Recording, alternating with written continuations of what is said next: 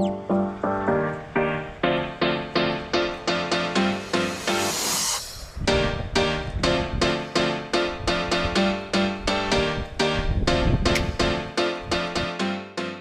મિત્રો, કેમ છો? તમારું સ્વાગત છે નવા વ્લોગમાં. અત્યારે આપણે આવી ગયા છે રામાપીરના મંદિરે.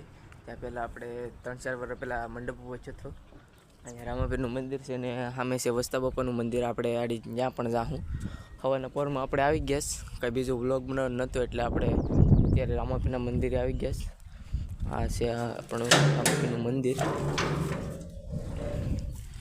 આ તમે જોઈ લો.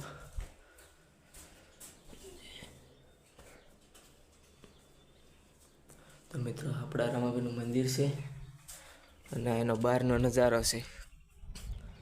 દરિયા કિનારે મસ્ત નજારો છે. આમ જોઈ લો તમે ખાલી. આખું વાડિયું છે બધાનું. સામોદી પડે ને એટલે તમને એટલું કંઈ દેખાય નહીં. ઓકે, આકોર જો આકોરની સાઈડે મસ્ત દેખાય બધું. જો આપણે તમને આડી વસ્તા બાપે જઈને બતાવું. તો મિત્રો, ફાઇનલી આપણે વસ્તા બાપે આ જોઈ શકો તમે વસ્તા બાપાનું મંદિર. આ પાછળ છે બધો દરિયો છે, જોઈ શકો છો તમે. આ જોઈ લો. અહીંનું લોકેશન એકદમ મસ્ત છે. આ ડુંગરા ઉપર છે. હવે બેઠવાની બે છે ખોડેશું મૂકેલી છે. આ જોઈ લો. અમે રામાપીરનું મંદિર હતું ત્યાંથી આપણે એટલા ઊંચા આવી જશે. આ એકદમ મસ્ત નજારો છે, જોયા જેવું છે વસ્તા બાપાનું મંદિર. અહીંથી જોઈ લો તમે.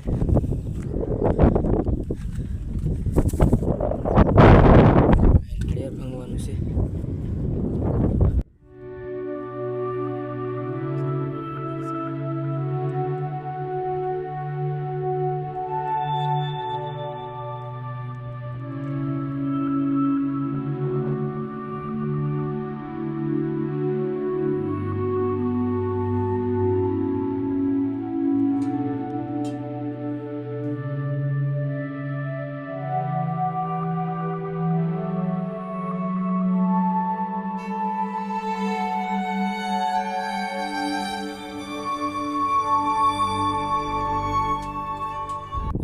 આપણે દરિયો જોવા જઈએ. આ સ્થળમાં આવે અંદર તો નહીં ઉતર્યું, પણ જરાક કિનારે આપણે જઈએ ને જોઈએ કેમ છે કેમ નહીં.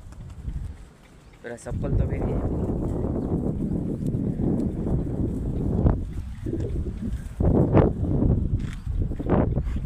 આપણે જઈએ એમ જો.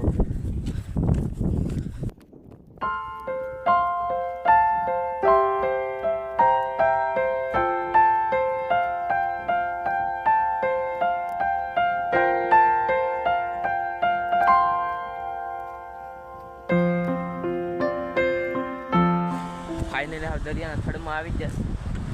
તો આપણે યઠા તો નહીં ઉતરીએ કારણ કે મોજા બહુ આવે છે. પવન એક નંબર આવે છે. આ જોઈ લો તમે. આપણે યઠા નહીં ઉતરીએ, અહીંથી ખાલી કિનારેથી બતાવી દઈએ. આ જો.